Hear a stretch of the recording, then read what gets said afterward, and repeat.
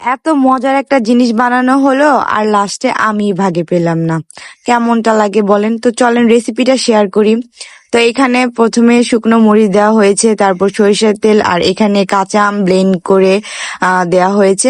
আর এখন সবগুলো উপকরণ ভালো করে নাড়তে হবে যাতে নিচে একদম লেগে না যায়। তারপর একটু পানি পানি বের হলে কিন্তু এর মধ্যে অ্যাড করে দেওয়া হয়েছিল চিনি আর স্বাদ মতো লবণ। আর এখন সবগুলো মাখিয়ে বানানো হচ্ছে আমসত্ত্ব।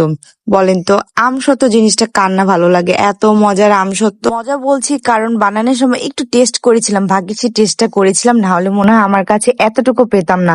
যাই হোক, তো এখানে বাটিতে কিন্তু সরিষার তেল মাখিয়ে নেওয়া হয়েছে আর এখন মিশ্রণটা ঢেলে এটাকে শুকানো হবে।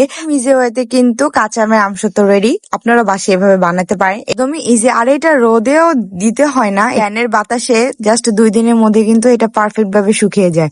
তো কেমন লাগলো এই সিম্পল কাঁচা আমের আমসত্ত্ব রেসিপিটা? অবশ্যই কমেন্ট করে জানাবেন।